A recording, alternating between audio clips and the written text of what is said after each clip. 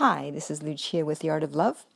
This week, I would like to speak to the ladies. However, if you're a guy listening to this, okay, fine, you can listen in. So, I've always maintained that dating is actually easy.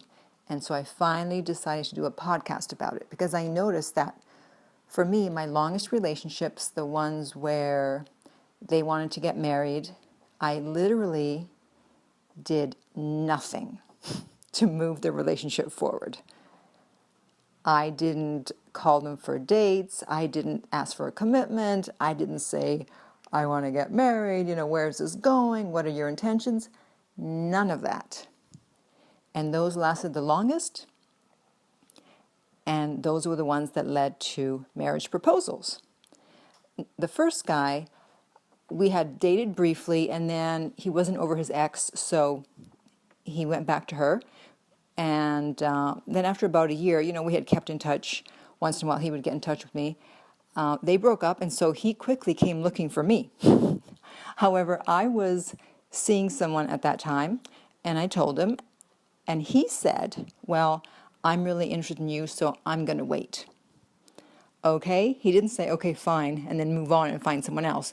He was interested, and he was willing to wait.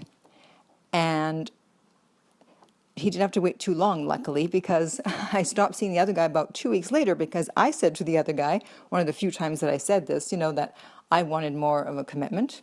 And he's like, well, that's not what I want. It's this, you're going to have to take this, take it or leave it.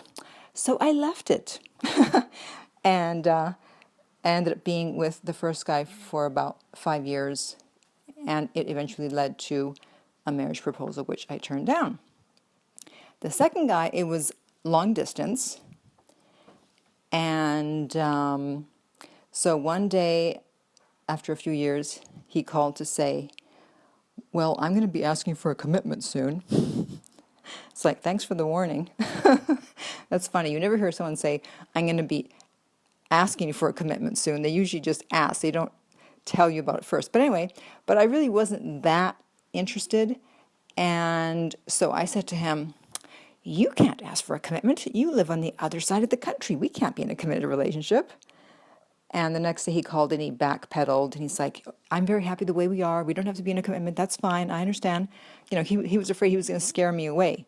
So this is what guys do if they're interested. They do the calling, the texting, the emailing. They ask for a commitment. They say they're willing to wait. They don't move on. They don't disappear. But the problem is that when you're really interested in someone, your interest level and your ego get in the way and you can't stop yourself. That's why you notice that the guys that you're not really interested in, the ones you do nothing with, right? They're the ones that are constantly there because they know that they haven't won you over yet and you're still a challenge and they have some hope. And so that's why they're not going away. And also you're not bugging them about a commitment or where's this going or I want to get married. You're not doing any of that. And that makes you more appealing because guys don't want to be pressured. They generally go slower than women do. And since women, they usually have an agenda to get married and have children, which is fine, but you have to understand that guys are always going to be slower to arrive at that point. And so by trying to rush things along, calling after the first date, hey, I had a great date. I've got 2 tickets to the show if you want to go. That's not going to do anything. I was at someone's house one time, and he played me the voicemail of the woman he'd gone out with the day before. And she called with that exact message about having tickets.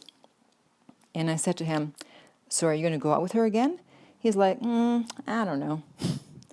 See, if someone's interested, they're going to call you. It doesn't matter whether you call them with tickets. That's not going to make them more interested. I mean, they might go to the show because they want to go to the show, but not necessarily to see you.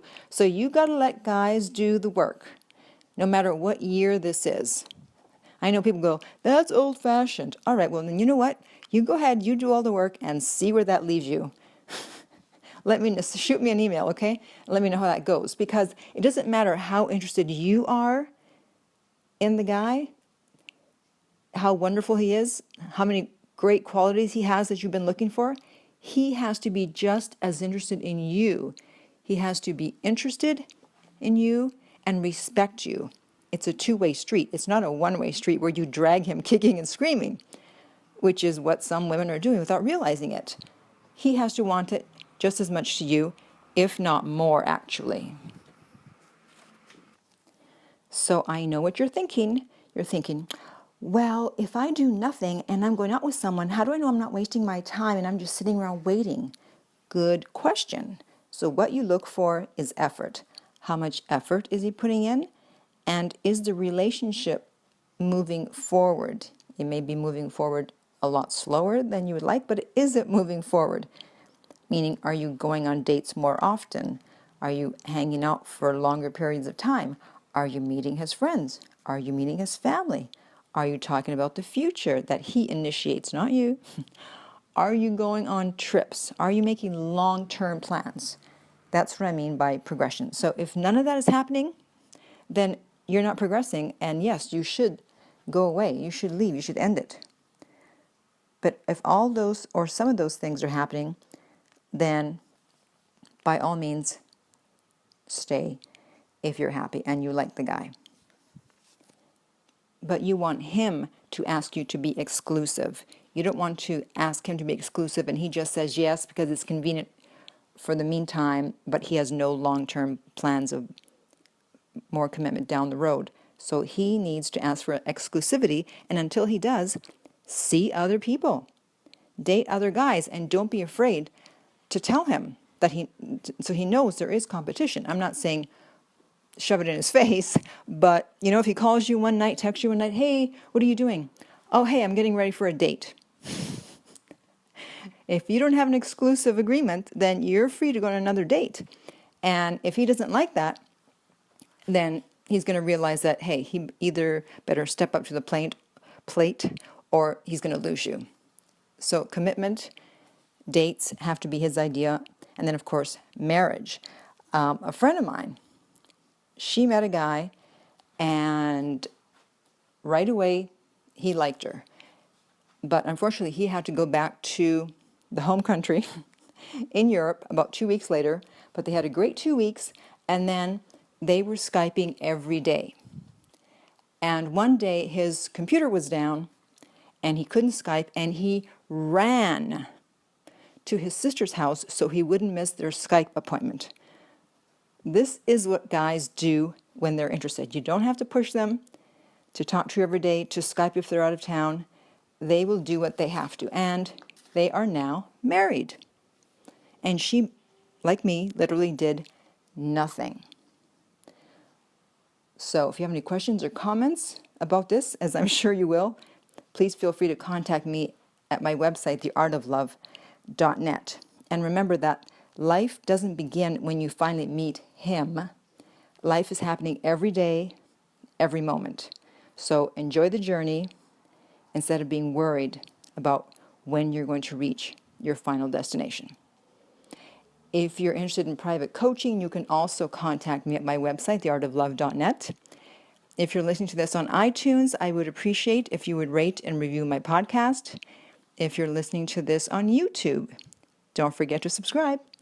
And finally, remember that love inspires, empowers, uplifts, and enlightens.